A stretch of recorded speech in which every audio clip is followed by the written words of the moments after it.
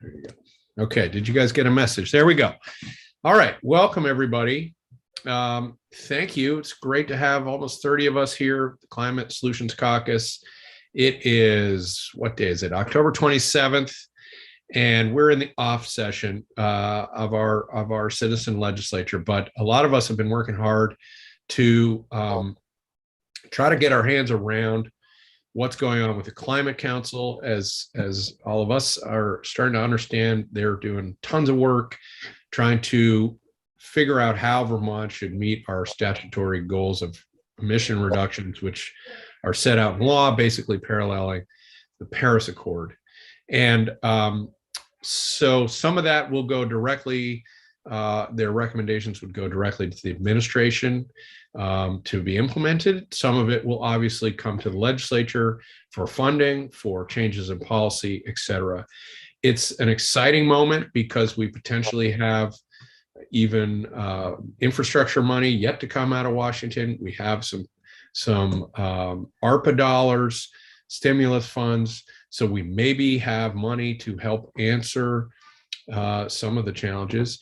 And Sarah is joining us in a moment here. She's just a few minutes late. But what we were hoping to do today is to call on members of our caucus that have been diving into sort of more narrow zones of the subcommittees of the Climate Caucus. Boy, there's a whole mouthful there. Climate Caucus, Climate Council, subcommittees, working groups. It's a lot to keep straight, but we'll do our best. And our hope is that the 30 of us on this call, and ultimately the 85 of us or whatever in the Climate Solutions Caucus, will be able to help inform our colleagues in January as this legislation starts to take form, be ready to shape it ourselves, improve it where it needs to be. Ideas that the subcommittees of the Climate Council have been working on that don't make it into the final plan, but are worthy. Hopefully we'll inject that into the discussion. So it's a whole swirl of opportunity. And with that comes enormous challenges. So that's basically our agenda. Sarah and I will just call on folks who are spearheading our issue. And if you missed it at the very beginning, here comes Sarah. At the very beginning, I did just point out Jared Duvall from EAN has joined us graciously. He's a member of the steering committee on the Climate Council. Just Jared, thanks again for being here and being ready to answer questions. Sarah and I figured our time is limited in the off session here, and we didn't want questions to surface and us to go, I don't know. So Jared, really glad to be here with you. Thanks for the invitation. All right. Any questions quickly before we get underway? All right. Good job, Chris. Thanks for running the show for a few minutes. As folks can see, I'm at the airport and had to get through security here before I could participate in this. Are you also flying after a jab in the left deltoid muscle? I got my jab. Woohoo! Got my COVID mix and match. Today was Moderna, so we'll hope that I don't have any vaccine reaction while I'm traveling. But thank you all for coming out to join us today. I'm sure that Chris has already framed up for, we've got a big job ahead of us. And passing the Global Warming Solutions Act was really just the very smallest part of this process. The next several years are going to be actually enacting many of the recommendations of the council. And thank you, Jared and others, for your great work on that, because it's going to be a lot of work over the next several years, as it's already been a lot of work. So what we wanted to do was start by touching base with some of the working groups who are focused on what we think might come out of the different subcommittees. And so I think I'm going to go to Becca White first, because Becca and others have been working on tracking some of the transportation related recommendations. And so Becca, if you want to run us through what you see coming, and any highlights you might want to note for us. Sure. Thanks, Sarah. Yep. So I have the pleasure of being the spokesperson for a really great group of transportation committee members. So a group of us that includes Gabrielle Stebbins, Molly Burke, Representative Kurt McCormick, and John Bartholomew, who I think a bunch of us are on the call. And then our chair is also supportive and helping us with legislation as well, but is not on the bill that I want to tell you about. The bill that you might remember from last session is the Transportation Modernization Bill, and we got well over 70 co-sponsors. So thank you to everyone who co-sponsored that. This time, knowing that we're going to be getting recommendations from the Climate Council, and also trying to factor in some things that we didn't get through last year and some new priorities for this year, we're trying it again. We're doing it again. The Transportation Innovation Act is the change this year. So modernization's great. Innovation's the new thing. I'd love to tell you a bit about some of the key pieces to that. A lot of it has to do with enacting policies to support electric vehicles and electric vehicle charging equipment in particular. So we're spending some extra time on that, trying to build out the infrastructure. As Chris and Sarah both mentioned, potential federal money on that front. We're also, and that includes level 2 chargers, level 3 chargers. We also have some language that we're putting in around equity and distribution of chargers that we're funding, looking at equity principles. We've got stuff around, I'm just looking at my list of items because there's a lot. This is a 30-page bill already, folks. Looking at complete streets, how to maximize bike and pedestrian safe travel ways. We've got some stuff around funding and prioritizing that with municipal projects. We've got transportation demand management stuff happening again. We've got zero fare or fare-free public transit. We've also got some stuff around funding mechanisms and how to look at that in general for EVs. I know that's kind of a bit of a whistle that we might hear when folks say EVs need to pay their fair share of the roads. Well, we want to tackle that and kind of set ourselves up proactively to respond to that question in this bill. And then trying to think, the other pieces that might be interesting to this group include bus and kind of fleet related stuff too. So we're also looking at increasing the requirements around state fleet vehicles from where they stand now to having a higher threshold for when you meet either EV or hybrid standards. So that's a lot of information around the Transportation Innovation Act. You're likely going to get a call from one of those fabulous folks I mentioned to see if you'll co-sponsor it at some point. So please look out for that call. It is a priority. We're also working with the agency on this. So we are having a conversation with them in November to try to set ourselves up to include this in the T-bill.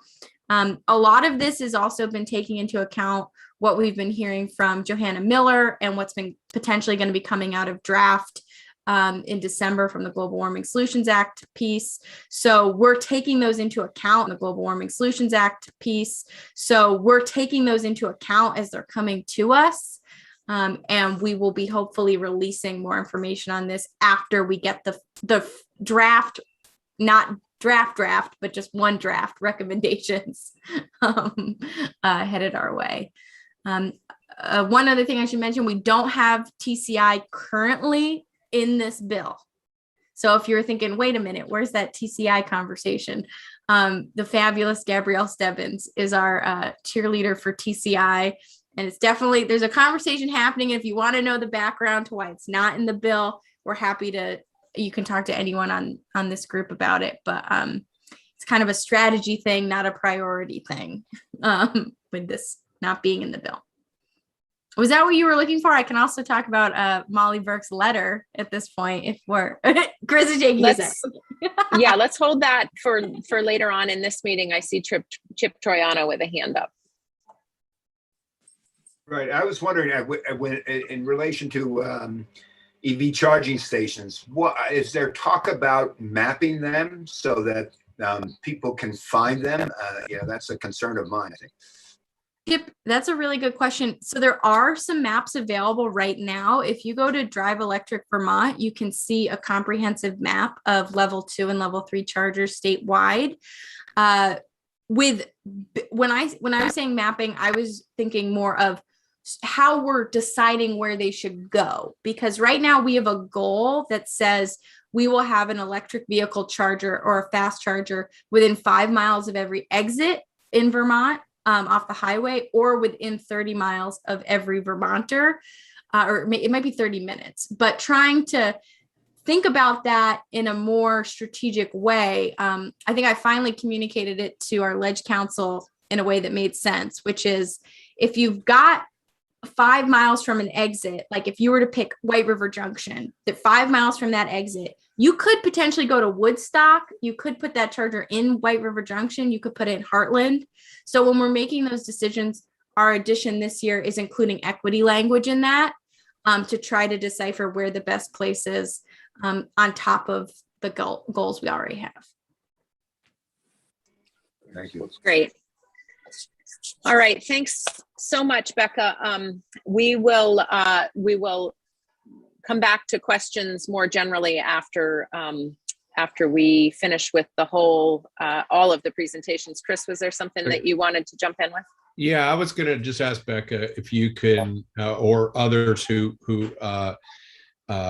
been part of this discussion, if you can help us understand how your bill proposal dovetails with the work of the subcommittee that Joey Miller, you mentioned, I think is the head of at the Climate Council. What I'm hoping is you're saying that your bill is informed by them, but the public forum I went to, for instance, does start out by recommending adoption of TCI. So just if you could orient us to the climate plan, I think that's our goal, and the issues you're raising, I'm sure, are part of it, but just help us understand how they fit together. Yeah, that's a great point, Chris. And I would say that the recommendations that we're seeing from the Climate Council, a lot of those are going to be done through rulemaking, ideally. So the suggestions that we're taking from them and that we're including in the bill are things that we know that legislatively we need to do, rather than something that could be done through rulemaking. So TCI is a really interesting one on that front, because there are parts that we should and need to do through legislation, and then there are parts that we can just do through rulemaking. The revenue side is the exciting piece for us, is we are hopefully going to be able to decide how to spend this fabulous revenue we're going to get from being a part of TCI. But at this moment, we have not chosen to put that piece in the bill. Instead, as I mentioned, Gabrielle is going to be working on that in a separate bill that does have the support of this collective group of legislators. Also, Joey has sent us the draft of what they're recommending, and we've included a lot of that inside of the bill already. Thanks. And Mike Yantochka with his hand up. Yeah, maybe I'm getting a little ahead of the curves here, but as more and more EVs come online, will there be more than one port at each of the locations for the charging stations?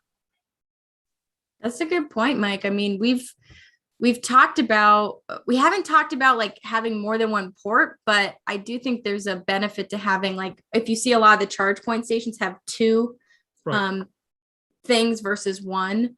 I can ask that question. It's a good one. And the concern is that if people are coming off the interstate hoping to charge their vehicle, even if they're coming from out of state, they might have to wait in line if all the ports are occupied.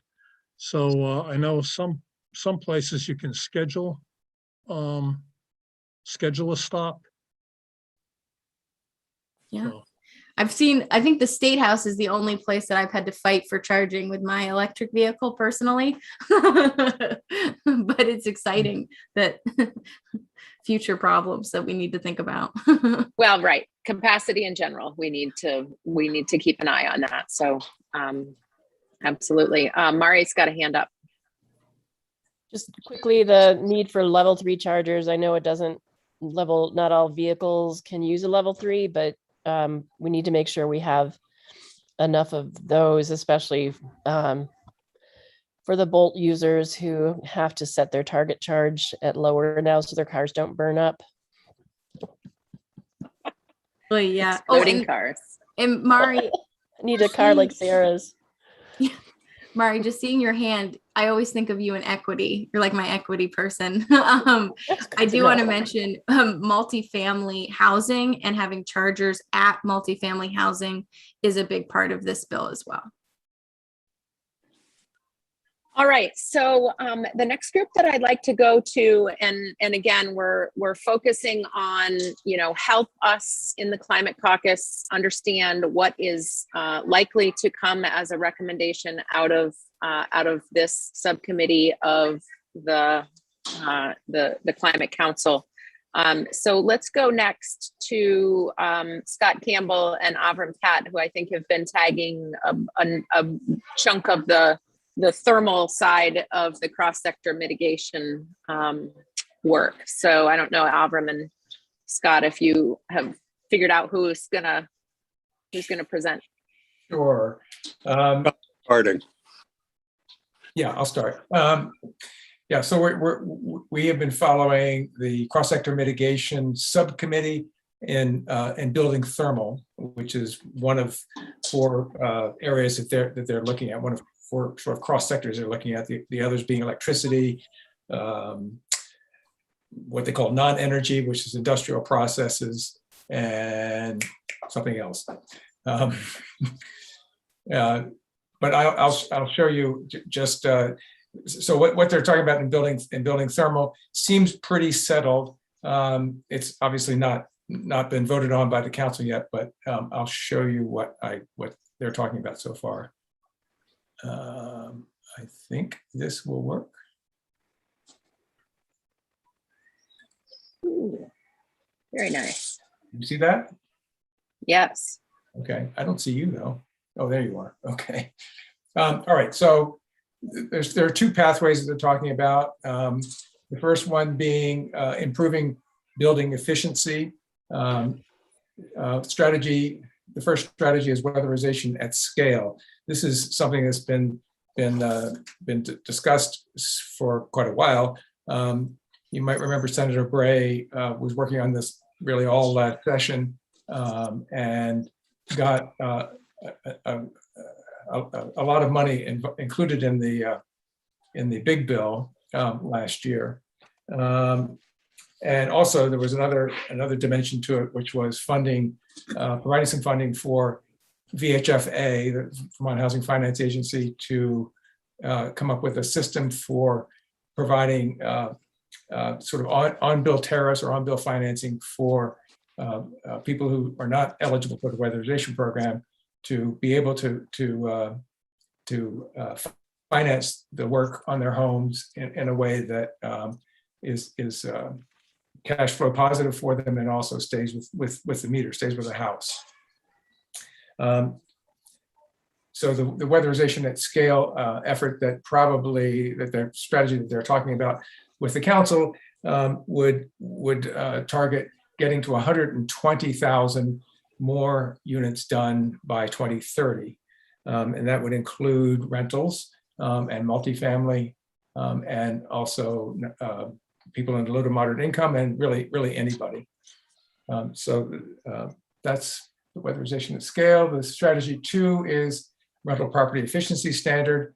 I don't know an awful lot about that, but it reminds me of the bill that we passed last year that was vetoed, S79, that would have provided a rental property inspection regime and registration that would have been administered from the state level instead of relying on town and municipal-based safety inspectors. So that would be a giant leap forward. We had a rental property efficiency standard. Higher efficiency standards for new construction. That gets into code issues. We have, as you all know, energy codes that we've had for more than 20 years. And a lot of builders don't even know about them because there's no enforcement. So there is an effort, and there has been an effort actually for getting code, energy code, to a net zero ready level by 2030. I think the effort here would be to actually accelerate that and to provide mechanisms for enforcement, or at least getting people more aware of it. One of the ways of doing that is actually a bill that I'm thinking of introducing this year, which would make the Division of Fire Safety the authority having jurisdiction, quote unquote, that's the phrase in the codes, for adjudicating code issues and being the reference point and potentially the enforcement point for energy codes, like they do for all other codes. Another way of getting at this is actually workforce development. We have a bill that we pass on the House side for builder registration, H157, that also passed on the Senate side with a few minor changes, but it passed so late that we were not able to take it up again on the House side. So we'll have a chance to vote on that in January. Gabrielle and I and some others are also working on workforce development in the sort of the climate sector in general. We had a proposal with EAN to develop this sort of a more integrated system, and we're just getting started. We want the proposal won, the pitch won support from EAN, so we'll be working on this for the next year, I guess, trying to come up with ways to integrate the various. There's a lot of training opportunities out there, a lot of training efforts, and try to get them so that they're more effective. Let's see. I think I will let it go at that and give it to Avram to talk about the next pathway, which is reducing carbon content of heating. Can you all see that? Thank you. Avram, slide number 2.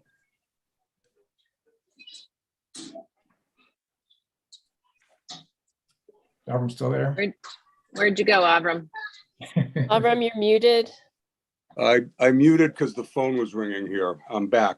I'm going to be presenting very briefly a very what I'm going to call a comprehensive and very interesting and challenging proposal that was presented to the House Energy and Technology Committee when we met this past Friday, the 22nd.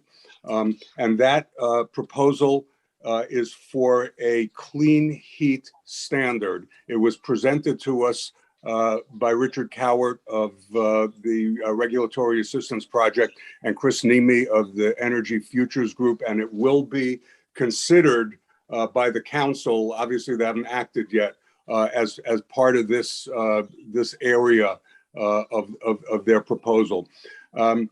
The proposal, and I'm really not going to try to dig into this at this time, is to set up a clean heat standard such as Vermont has renewable portfolio standard, energy efficiency standards, and such standards, including for heat, do exist in other states.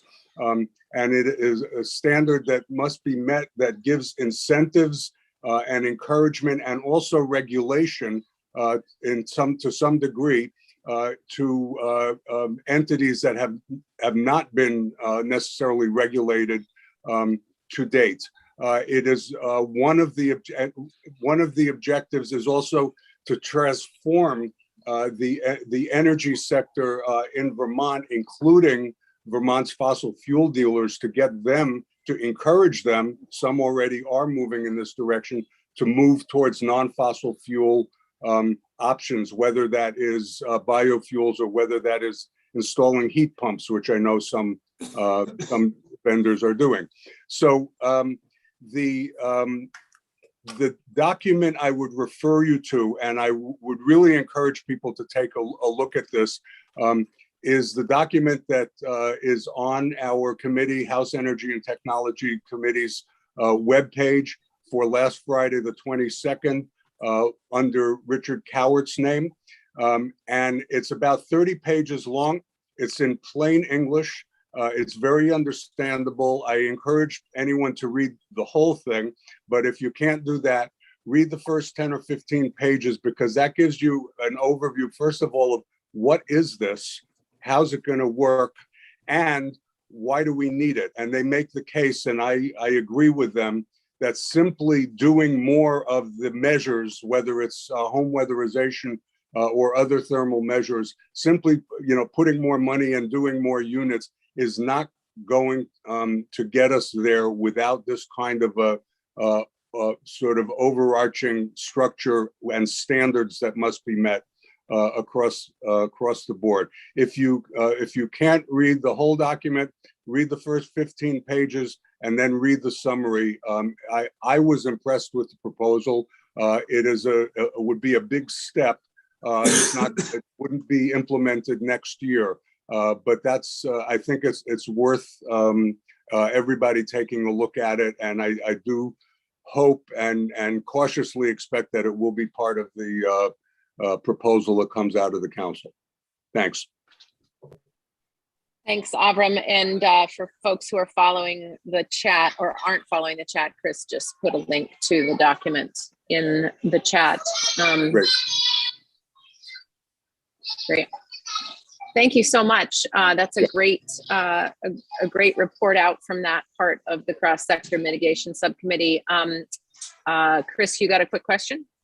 Yeah, I just thank you very much. And if folks will indulge me, I'd like to ask Jared just to help us understand what is the current thinking on the council of the relationship between the subcommittee work and the final climate plan. Is that something you think you can answer, or is that an evolution at this point? What I'd love to understand that.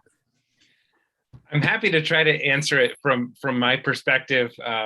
Certainly wouldn't presume to speak on behalf of the full council just as one member, but I do think it's been really clear as we've gone along that both the amount of the work and the complexity of the work has led to a lot of kind of delegation and trust of and respect of the different subcommittees. And so I think what we're seeing is when there's a subcommittee that's really delving into an issue, coming up with draft recommendations, that unless there's a major kind of concern or question, for the most part, the recommendations of those subcommittees are being approved by the full council. We've certainly seen that, at the Climate Council meeting yesterday, we surfaced, I serve on a few different subcommittees of the council, but one of them is the Science and Data Subcommittee. And we brought forward recommendations with regard to our greenhouse gas inventory, establishing a social cost of carbon, et cetera. And it was great that, some people asked some clarifying questions, but for the most part, there was a trust by the other fellow counselors and kind of a respect of, you've done the due diligence, you've looked into this, and we're happy to approve this. I do think that while we might see some of that on the recommendations around emissions reduction strategies, there's likely to be more kind of conversation and kind of questions and challenges, especially for some of the issues where we know that some folks have different perspectives and opinions about what should be in the plan and what should not. But I think that, what we're likely to see is next Tuesday, we have a council meeting where I think for the third time, the draft recommendations of the cross-sector committee are going to be presented to the full council. The transportation sector recommendations, the thermal sector ones, the electricity sector ones, the non-energy sector ones. And that will be an opportunity for councilors to raise questions or concerns if they haven't done it before, because our hope is we want to get those surfaced as soon as possible so that there's not kind of a surprise at the end when we need to be approving this on December 1st. Hopefully that is a pretty low drama affair and it's just kind of stamp of approval because we've all seen this, dozens of times in our subcommittee and multiple times at the full council level. So I think we'll have a much better sense after Tuesday of which of these may be more kind of controversial or where there may be concerns of some of the draft recommendations coming up from that cross-sector mitigation subcommittee, which is really the main subcommittee that's focused on emissions reduction strategies. Others have been more focused on resilience, adaptation, agriculture, just transitions, et cetera. Although there's clearly links between all of those. Yeah, that's perfect. That's how I often introduce my bills on the floor. Hopefully this will be a low drama affair and you should all vote yes. Okay, that's great. Thank you. Any questions for Avram or Scott? Okay. there will be other opportunities, though, not to worry. Sort of rounding out our following of the cross-sector mitigation subcommittee, Mike McCarthy, anything you want the Climate Caucus to know about the electricity sector conversations there? Yeah, thank you very much. And like you, I am on the road for other work, but glad to just take a second. I think that Chris had asked me to just talk a little bit about how the comprehensive energy plan, which is getting its 6-year update, dovetails with the climate action plan that we've all been talking about coming out of the council. And I think that high level, the comprehensive energy plan in 2016, so it's on a 6-year cycle of getting updated. That was what established the 90% renewable by 2050. And so, we were really relying on that and the greenhouse gas reduction goals that were in the comprehensive energy plan. But, those kinds of goals don't really tell us how to get there, right? And so this update has to conform with the goals in the Global Warming Solutions Act. And then we're going to see a draft of it in mid-January. So there's been the public process in tandem with the Climate Council's public engagement over the summer.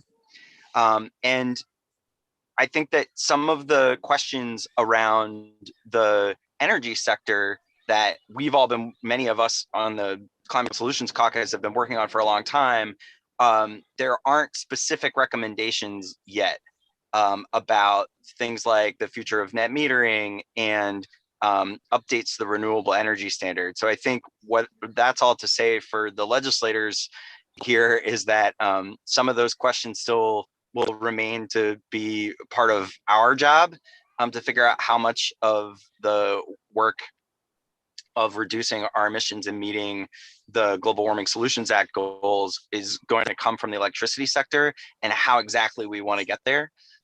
So there's a lot of overlap between the comprehensive energy plan and the climate action plan, but the specifics around renewable energy development and net metering, those are questions that I think the Energy and Technology Committee in the House and the Natural Resources folks in the Senate are going to have to continue to work on once we see the more details in the draft plan in January.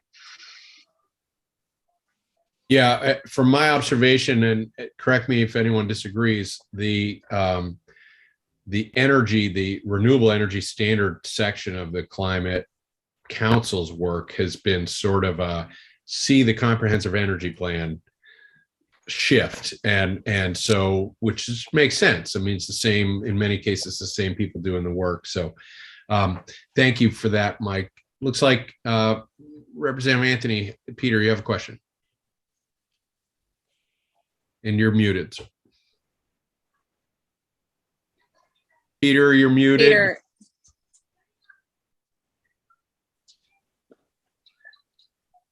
I'm sorry, Mike, has the sort of a wider logic behind net metering and getting into incentive rate structures for time of delivery of services, has that surfaced at all?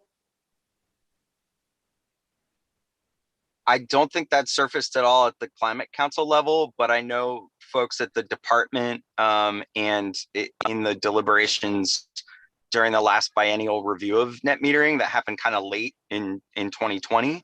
That'll all be up again, but that's less at the Climate Council legislative level and more at the Public Utility Commission level at this point. Okay, thanks. But I haven't heard of those conversations happening. Others might know.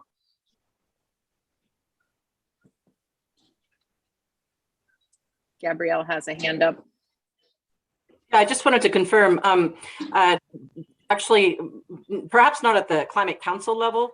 Actually, that's not true. It has been raised a few times in the power sector group that's discussing, how to address the climate action plan, that flexible demand management, time of use rates, really figuring out how to be as creative and use as many tools in the toolbox, not just build more, but more efficiency. All of that is definitely front and center to all the people in that conversation. Excellent. Thanks, Gabrielle. Any other quick questions on that before we shift gears? Yeah. And Mike Mrowicki, okay, there we go. Maybe that wasn't a question. Mike Antashka? Yeah, I was just wondering we're not expecting the report to come out until December 1st. We also have a deadline December 1st for any long form bills that we want to introduce. And I'm wondering if there are specific recommendations, should we anticipate some of these recommendations in order to get the long form bill requests in if we need to, or are we going to have to depend on committee bills in order to get this work done? Well, I think we've recognized that that nothing is going to get done that isn't a priority for the committee chairs. And so Chris and I have, you'll notice that there are several committee chairs who are in this meeting. And, we're trying to keep in touch with folks to make sure that the committee chairs are prepped and ready to go with what they want to move out of the recommendations. And, given the just extremely difficult working conditions of our legislative council folks over the last 18 months during the pandemic, we're trying to be as gracious and helpful as possible in not overloading them with bill requests that are not going to be able to be moved in this coming legislative session. So Chris, what would you add to that? Yeah, it's a good question, Mike. And the answer is yes to both. Committee bills will be vital. Trying to anticipate some of the bills, and then of course amending bills that are hanging on the wall if need be. The other piece, though, in addition to Sarah and I, our outreach to the chairs is our outreach to leadership to help all of us understand, at a minimum for us to have a glimpse of what's happening, if not be able to help strategize the moving parts. Some of it will have to start in the Senate. Some of it will have to start in the House. Which committees will be involved? There's a big workload here, and we're not assuming that someone else has figured it out and that it'll go along just fine. Our posture is, this is a great workload, a big workload, and a great opportunity, and that's why we're meeting in October here. And I would anticipate coming forward with a little bit more details of that strategy as we talk with folks in the coming weeks. But it's an excellent question. It's very much on our mind. So we have a couple other groups here that we'd like to hear from. We've got folks who have been following the Just Transitions conversation. We've got folks who are following the ag conversation, and we've got rural resilience and adaptation. So I think I'd like to ask Emily Kornheiser if she's able to give us a little update on the work that that you folks are doing on following the Just Transitions subcommittee. Yeah, hi, thanks.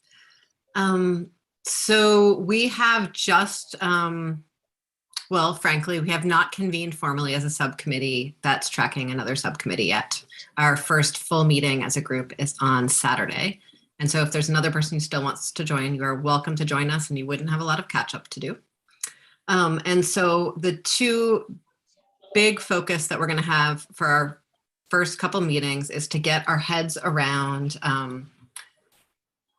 the equity frame that is being proposed by the Just Transitions Working Group, and to give some thought about how we can use that to assist each of the other Climate Caucus's subcommittees to do their work, to make sure that we are applying that frame to all of our legislation the same way we believe it's going to be applied to all of the work, all of the different working groups' work. And happy to send some links to that. And then also are going to take a look at Senator Rahm's environmental justice bill and do some strategy around that. So we have sort of one more practical tasks and one task that feels a little more amorphous and abstract, and that's what we're going to be focusing on. But please remember that we are there as a resource to all of you as we move forward with this work, to make sure that we are really putting equity at the center of all of the environmental bills and work that come out of this caucus.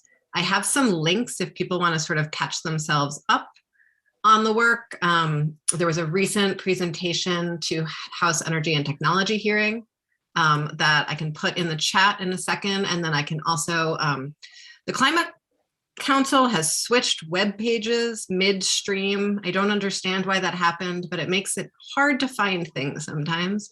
And so I can put the 3 sort of relevant links in the chat for people as well, if people want to catch themselves up.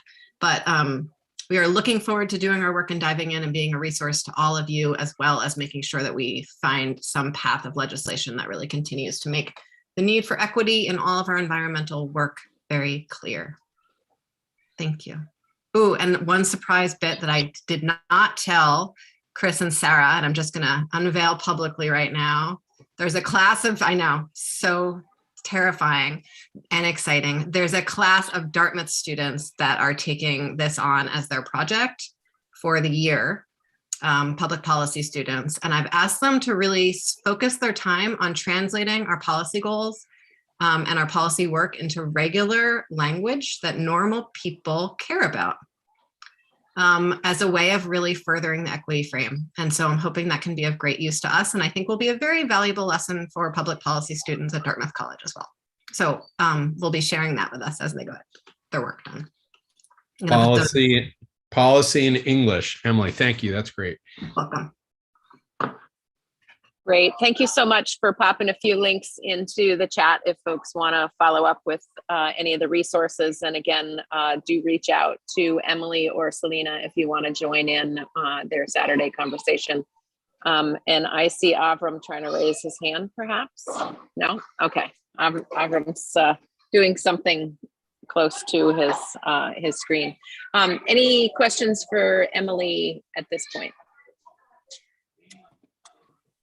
Great. All right. So we have Carrie Dolan, who's been sort of for the last year and a half has been focused on helping the Climate Caucus focus on resilience, and so she's sort of transitioned that into following what is coming out of the subcommittee on rural resilience and adaptation. So, Carrie, do you have an update for us? Yes, I do, and thank you. As you may know, we've been working on resilience for a few years now. Our first year or two was focused on the impacts of climate on our infrastructure. And the last year or so, we've been focusing on nature-based solutions to help our communities become more resilient to these impacts. This particular subcommittee has been focused on the former, looking at infrastructure in particular. And I know much of the nature-based solutions type of work has been under the agriculture and ecosystems subcommittee. So know that this is a great demonstration of the intersection between the committees and the importance of this collaborative effort that we go through to ensure that we are, in fact, coming up with initiatives that aren't cross purposes and, in fact, complementary to each other. So this particular subcommittee really had 5 or 6 tasks by statute. One was to look at the degree of vulnerability of municipalities to these impacts, to look at best practices with respect to how rural communities can reduce their fossil fuel consumptions, looking at how to look at emergency preparedness and response. Fourth recommendation or task was to look at climate emergency preparedness pertaining to infrastructure. Fifth was to look at planning efforts in terms of how to integrate the various planning efforts that are sector-based. And finally, to look at emergency management's biennial reporting, to look at how and what kind of legislative recommendations would come out of that process to build resilience. So of this effort, the subcommittee has been meeting almost every Friday and are focusing their work on, let's see, I think 5 different goals. One would be to focus on climate impacts on the transportation, electricity, housing, emergency services, and communications infrastructure. They're paying attention to the challenges facing rural communities in particular. Another is to analyze existing and new strategies and programs that build resilience for these rural communities across these sectors, to look at how to reduce the energy burden or usage in the rural communities. And with that came up with, let's see, 4 pathways.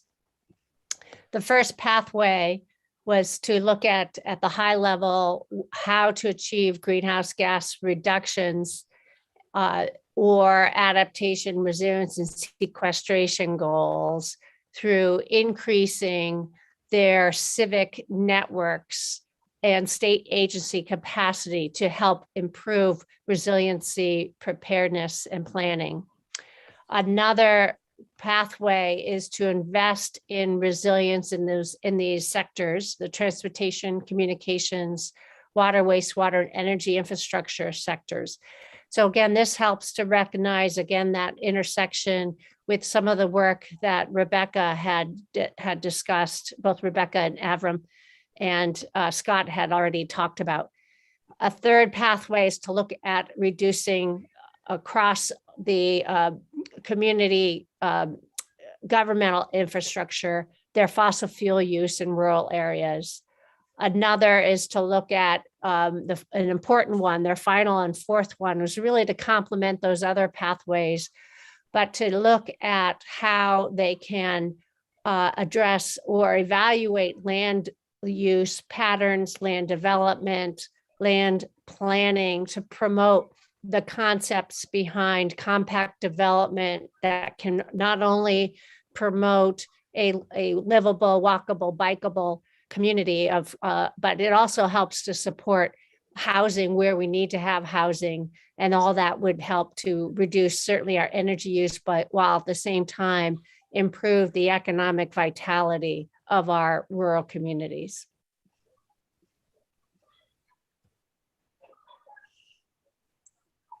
Thanks, we haven't Carrie. met. But we have communicated a few times, and we've had I want to just do a shout out for a fantastic intern working with Kathleen James that is helping to provide some support for us in organizing ourselves around these initiatives. Now, in terms of legislative support, I know that we're going to be paying very close attention to the recommendations that will come out of the report, and particular looking at where there is that overlap with the other subcommittees' recommendations. Now, when it comes to the nature-based solutions, as you know, sitting in the Natural Resources, Fish and Wildlife Committee, we're very interested in ensuring that we are taking advantage of nature-based approaches to build overall resilience. We've learned that the number one impact relating to climate is flooding. Virtually almost every community has experienced that. And the flooding that we see is not just about elevation of high water, it's about the erosion hazards that the communities face. So you can't build up out of hazardous areas. But at the same time, how can we maximize all the work relating to protecting river corridors, floodplains, and wetlands that are really the least cost solution to building greater resilience in our communities, while at the same time preserving open space, water quality, and ecosystem function. So we're looking for, with respect to that focus, ways we can really maximize the dollar invested to achieve resiliency, water quality, and ecosystem function, and access to open space. Great. Chris. Yeah, Carrie, thank you. I know you've been doing a lot of work on this. I'm curious for everybody, maybe Jared, maybe Carrie and others would weigh in. There's, how do I want to say this? There's an enormous and obvious need. We're very late to adopting strategies that will reduce emissions. As my friend Senator McDonald sometimes sort of says, better to prevent problems than to treat them. In a way, resilience is obviously vital. It has a quality of life piece and is really important to the impacts people are feeling today. But sometimes I worry that they will be presented as in conflict. I don't think they're in conflict, but in a sense, I mean it like this. If you represent a small town that's had a lot of flooding, it's politically very tempting to go and talk about bigger culverts, rebuilding bridges, and working on soil erosion. That's a lot easier than talking to people about their leaf blowers and furnace heat, home heat options. And so I think that we're going to see this as a conflict potentially politically. And I worry that resilience will be, it's too strong to say an excuse, but it will be convenient to promote resilience at the expense of emission reduction. And I'm just curious, I'm throwing that out there because I worry about this and I wonder what other people think about it and whether that's presenting at the council, if folks have a response. If you don't mind, I'll jump in right now and I open it up for others to respond. But I greatly appreciate you raising that issue because I think it's important for us to contemplate that and be mindful of it. I first and foremost want to say that the intent of the Global Warming Solutions Act was to, and appropriately so, look at our climate emissions, or those emissions that are causing our climate impacts. And I see that as an absolute critical need of our greenhouse gas reduction effort in our for a livable future. So I appreciate the focus of that Global Warming Solutions Act. And yet I also need to mention that perhaps the best solution for resiliency is in fact mitigating our carbon emissions. So I don't see it in conflict at all. I see it's complementary.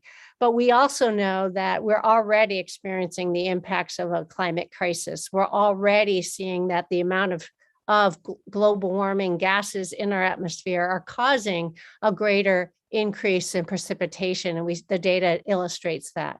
And so how do we at the same time focus on the reduction and doing our part to reduce carbon, what do we need to do to improve resilience, because we already are experiencing that.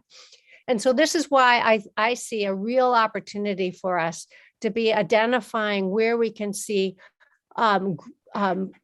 almost achieve multiple objectives with the same dollar invested.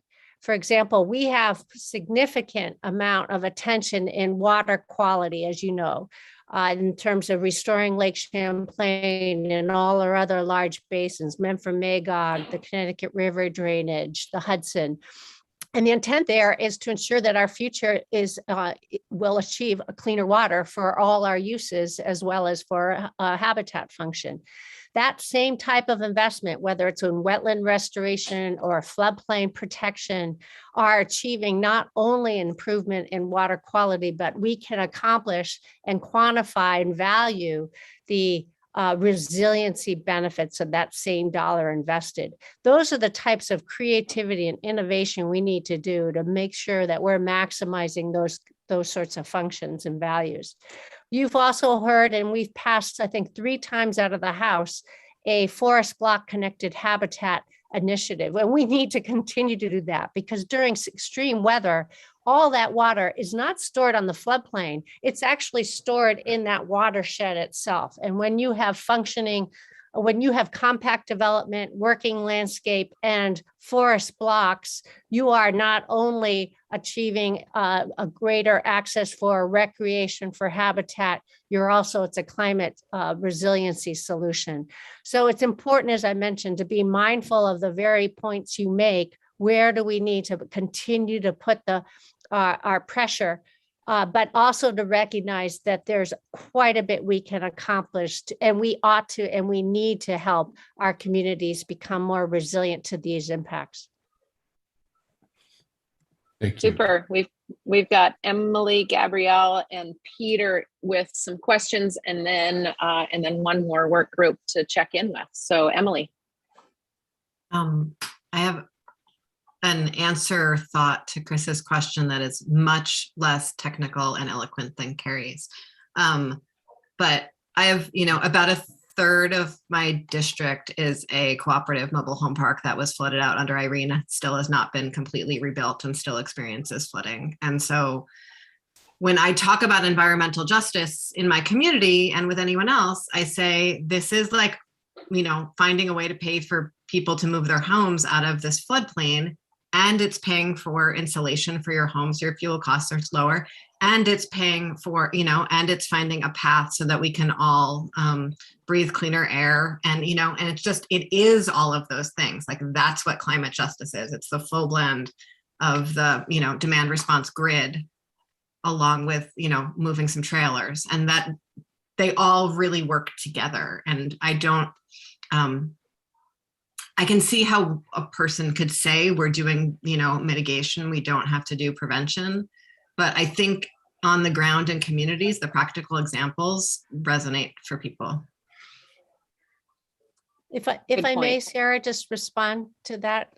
Fantastic, Emily, because that being able to see who's vulnerable out there. Much of what we talked about or what has been discussed in this particular subcommittee, the Rural Resilience Committee, is to look at the vulnerability of housing and how do we provide for safe housing.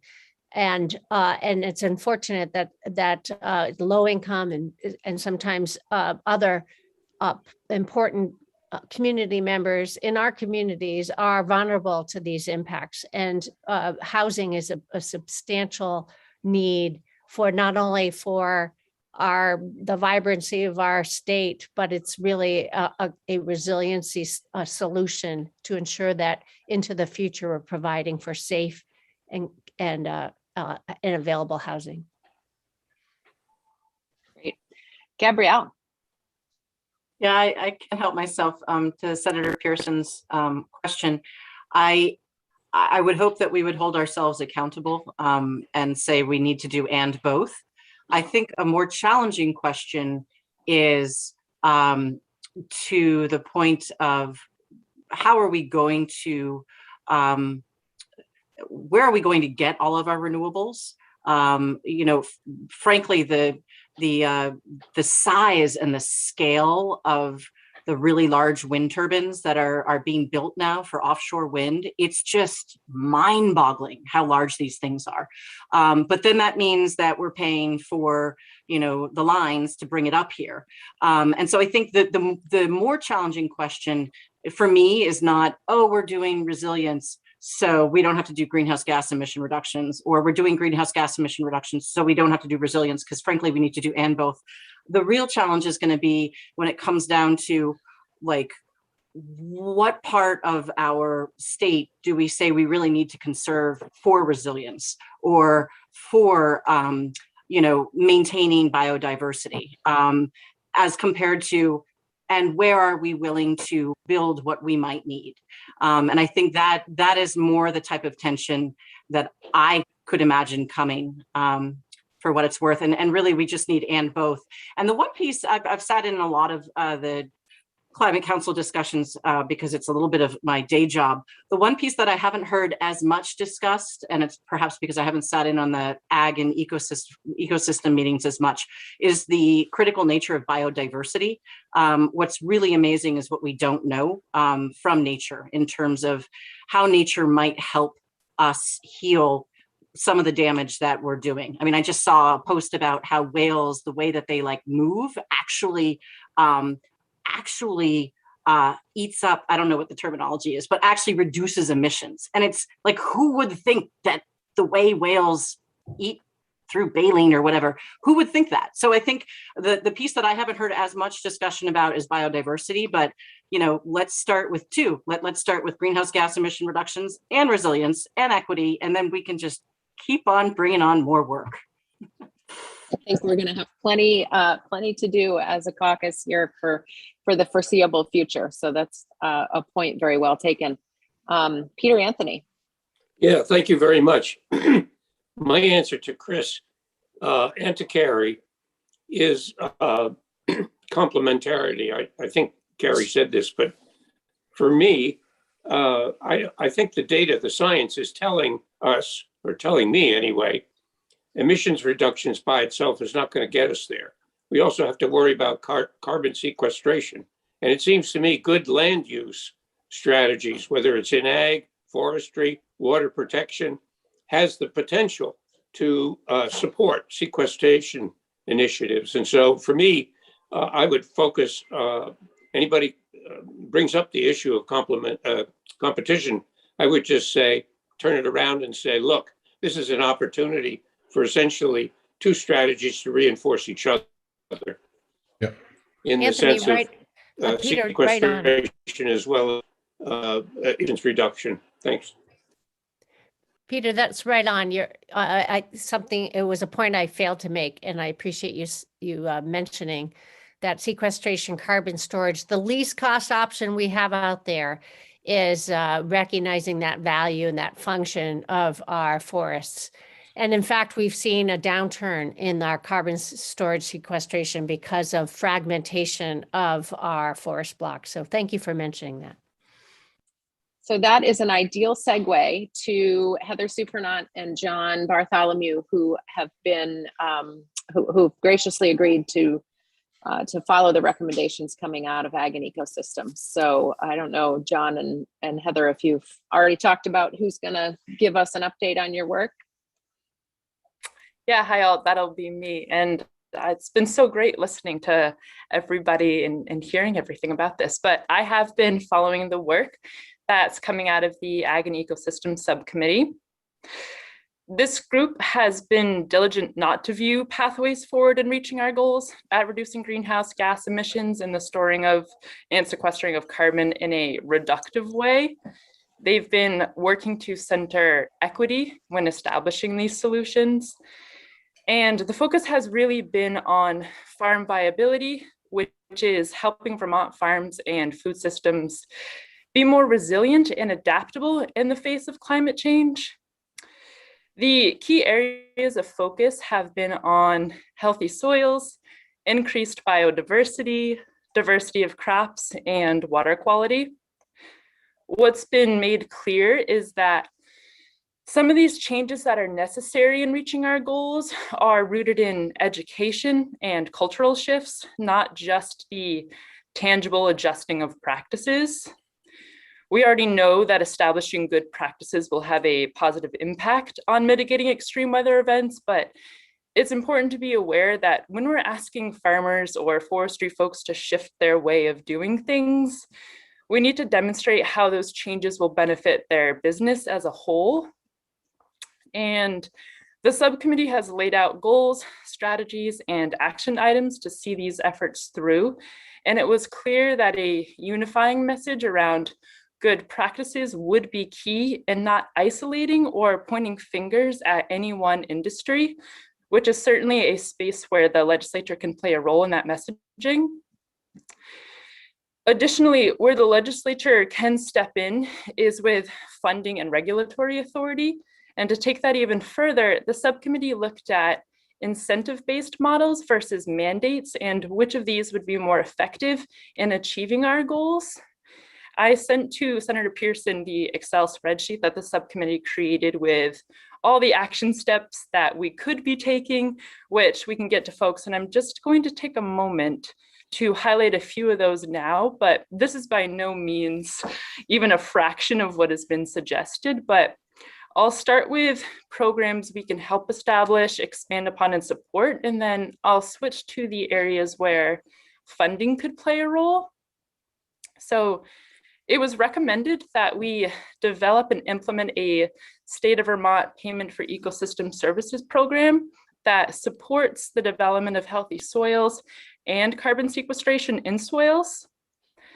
Additionally, we could expand practices supported through FAP, which is the Farm Agronomic Practices Program, and CREP, which is Vermont's Conservation Reserve Enhancement Program, that increase soil organic matter and pollinator habitats. We can update required agricultural practices to extend beyond water quality and to incorporate climate change criteria and considerations.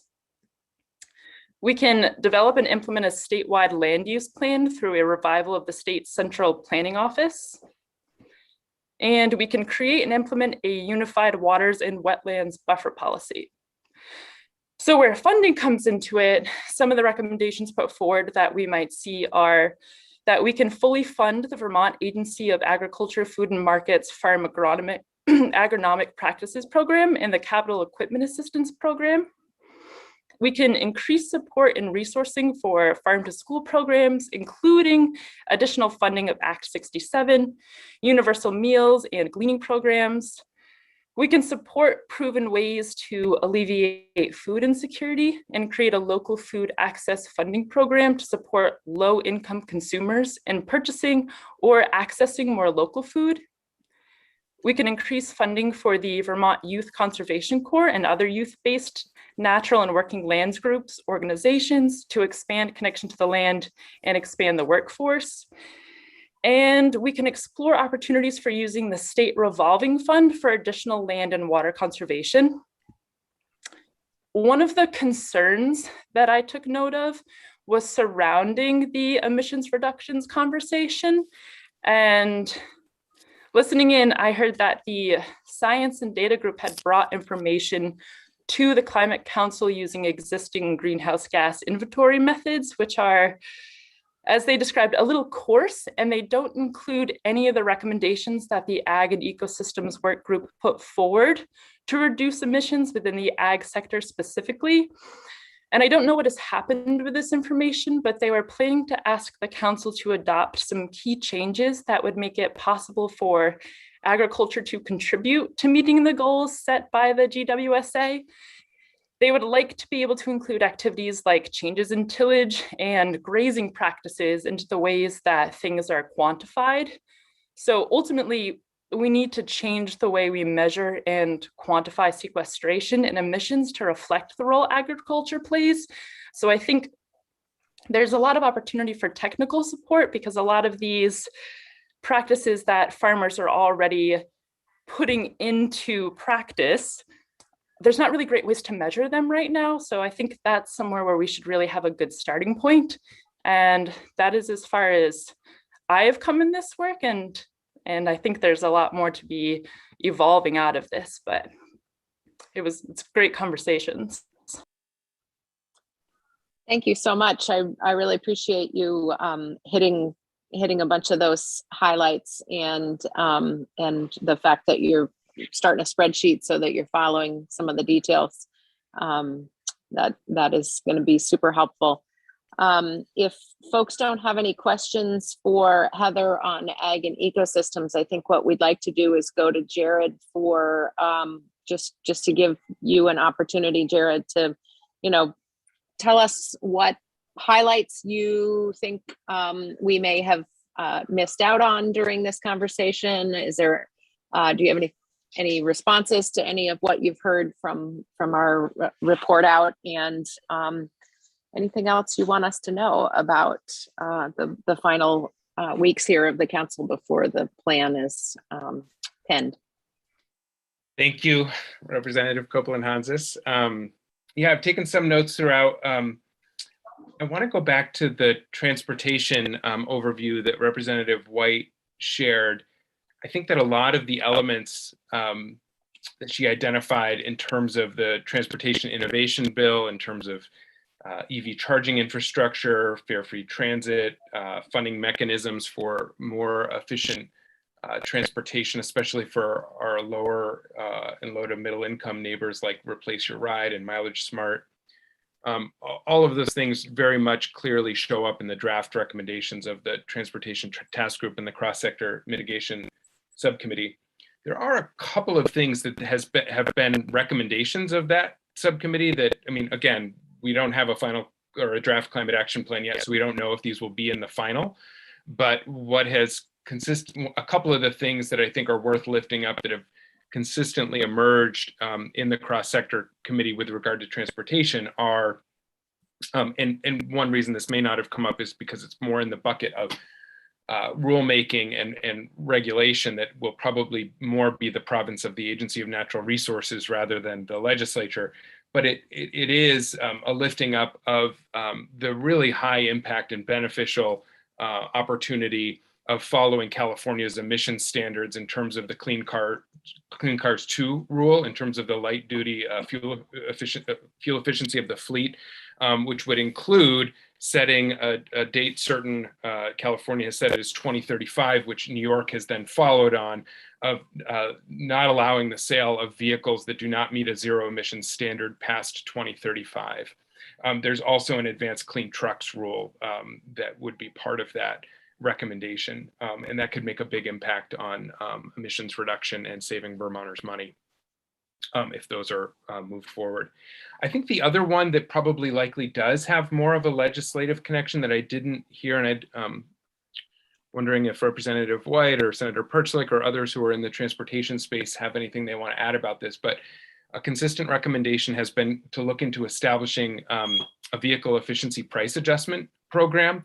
So this is the idea that, roughly there's 100,000 cars purchased in Vermont each year. About a third of them, or 35,000, are new. And so this would be recognizing the social and environmental cost, which we now have a way to do because the council has approved a social cost of carbon, of the lifetime of emissions from purchasing a fossil vehicle, especially an inefficient fossil vehicle, versus purchasing an efficient or an electric vehicle. And in a revenue neutral way, what you can do is reduce the cost of the efficient or electric alternatives, recognizing the benefits that those have, and have an added fee that accounts for the social and environmental cost of purchasing inefficient fossil vehicles. Also known as fee-bates, also known as true cost pricing. But I think that is that's come up multiple times and might be an area for further discussion.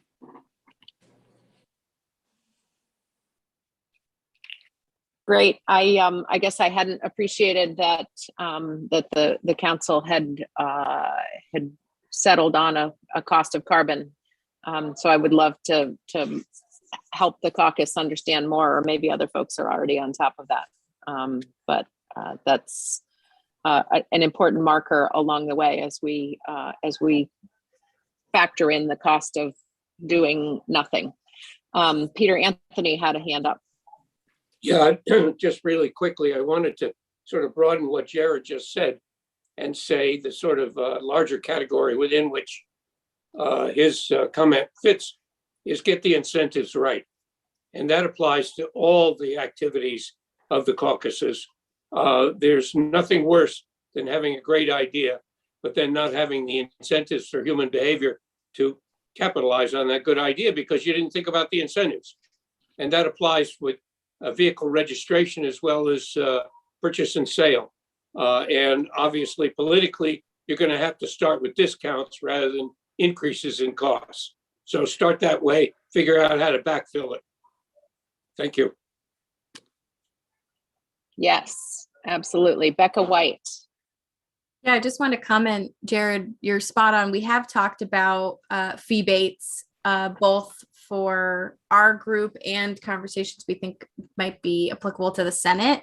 And out of the recommendations that we've seen from the subcommittee, that's one that we've debated like back and forth. I don't know where we've landed officially as a group yet. I'm looking at Gabrielle if we've, I don't know if we've officially decided, but we are trying to understand, and I wonder if you've got more information on this, if we aren't going to move forward with TCI, if it's not going to happen in a certain period of time, like, is there a stopgap revenue source like fee baits that we should be diving headfirst into?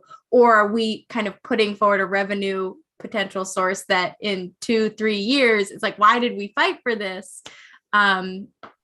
Because we're getting TCI revenue. I mean, I would just offer that as I look at the emerging recommendations, there are two that stand out. I feel like a big part of my, for those who don't know, I was appointed to the council to as somebody with experience in energy and data analysis. So I feel like a big part of my responsibility is to make sure that the recommendations add up and that we're actually going to meet our requirements. And when I look at the emerging recommendations, there are two that really stand out as the biggest kind of planks, the things that get us 2/3 of the way there combined to our emissions reduction target. And those are the Clean Heat Standard and the Transportation and Climate Initiative. The Clean Heat Standard as designed would deliver 34% of the needed emissions reduction, basically the entire emissions reduction. The whole program is built around meeting the thermal sector's share of emissions reduction. On the transportation side, if we join the Transportation and Climate Initiative, the modeling suggests a 30% reduction in transportation emissions. The year isn't the exact same, it's 2032 rather than 2030, but it gives you a sense of scale. And then I think there are a whole bunch of other likely needed actions that will have to round out the balance. And my sense from looking at the numbers is that, like, we shouldn't be taking any options off the table, that it's going to take all of it, and that a vehicle efficiency price adjustment might be a needed part of the puzzle, even if we have TCI, but it probably becomes even more valuable if in a situation in which TCI does not move forward, because then you're trying to make up 30% of the emissions reduction requirements. Thank you. That was really helpful. Super, excellent point. Mark McDonald has his hand up. What's the new name for fee bait there? A vehicle, what? I think the subcommittee adopted the term that Senator Perchlik used, which is the vehicle efficiency. Thank you. Vehicle efficiency price much adjustment. Much better than fee bait, but still complex. The first thing that we talked about as a group here was how we dealt with low-income people and how we took into account their needs. And then we stopped talking about low-income people and we started talking about electric cars. And the electric cars are the future. But low-income people that live in rural areas overwhelmingly buy used cars. And we can, if we subsidize electric vehicles and do nothing for the folks who live in rural areas who use and buy used cars, we're in trouble. Those people buy cars on used car lots, and they're not going to see any electric vehicles for 6 years. They're not going to see any of them, and they're going to watch money going to the people on this show, like myself, and many of us that have plug-in and all electric vehicles. And they're going to say, why the hell are we spending money on people that already have this? And Meanwhile, we've got to buy used cars, and whatever they're selling this year are going to be available to us 6 years from now. That's when they're going to show up and be available to poor working rural people. And if we look at the new vehicles that are being sold today, they have worse gas mileage than the new vehicles that were sold last year and worse gas mileage than the ones that sold 2 years ago. So if we're going to deal with equity and deal with rural working people who commute, we should target some of our resources and energy there. And I think when Jared talks about a vehicle efficiency price adjustment, and you put a fee for driving a gas guzzler at registration and sale, and you take that money and you use it to reduce the price that people pay for a fuel efficient vehicle, you are both tackling the amount, you're reducing the amount of carbon that's used in transportation, and you're focusing on the rural, poor, and working folks to whom we talk a lot about equity, but don't have a way to finance it. That was longer than I had intended, but I'm very pleased to see that discussion is taking place, because for the next half dozen years, and that's going to be how long we're going to wait for poor people to see, low-income people to see the benefit. And every guzzler that's sold to this year is average lifestyle is going to be 12 more years of sucking up gas that we could begin to reduce now. Thank you. Great. So lots of chat in the chat. But Replace Your Ride is a program that the state started a couple of years ago, and I think I would echo Senator McDonald's point. We should amplify and increase funding in, and it is vital for equity, and it's vital, therefore, I think, for our strategy of being very plain to Vermonters.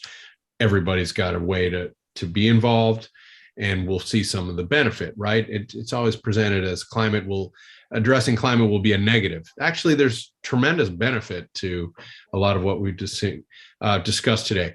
I want to say thank you, everybody. Jared, thanks for joining us again, but everybody did good work today. And I know we've all got to leave. We're on time. So within the last minute here, what I'm going to try to summarize is I will say this is on our YouTube page, Vermont Climate Caucus YouTube page. I'm going to watch it again because it was a lot. And what I think we need to do in the coming weeks here is digest this. And I like Jared's point of understanding the scale. We need to take off some big bang for the buck kind of issues and launch them in January and prove to ourselves and to the state that we can do this and do our best to be disciplined and not distracted, because there's endless things we can do. So I'm going to come back to each of you. Sarah and I will connect and come back to you who've been spearheading this. But I want to encourage people to get more involved, fold into one of the people that you saw present today so that you're part of their group. So it's not, one person scrambling to get the notes together, but rather a real group effort. And let's all help ourselves figure out some of the scale of what we're talking about, some of what bills are going to come out of this work, some of what is informational that we're going to help translate to constituents, but may not have a role in the legislature. And deep gratitude to everybody and all the work that went into making those informational presentations today. Thank you, everybody. Sarah, anything? Jared, quick last word, and then I'll turn it to Sarah to close us out. Just thank you. And please don't ever hesitate to reach out if I can be a resource going forward. Attention and priority you all are giving these issues, and it's been a real honor and privilege to do this work. I want to thank all of you who've helped move it forward, and especially the folks who entrusted me with the role from the Senate side to be on the council. Well, thanks for being with us today, Jared. And a great big thank you for all of the time that you're putting into your various council duties. I know that you do have another job, and that you have been spending probably a disproportionate amount of your time on this volunteer work. But we do so appreciate it, and we're going to do our best to move legislatively the things that we need to move in support of the recommendations that you all are working on. So thank you, and thanks to your other council members, your fellow House and Senate appointees. We really appreciate all of that hard work. So Climate Caucus members, thank you so much for checking in. Please do reach out to our colleagues who weren't able to be with us today, and keep people up to speed on the work of the council and the plan as we can perceive it right now. And it's going to be a wild ride this year, folks. But we've got some really exciting work ahead of us, and it's really gratifying to finally see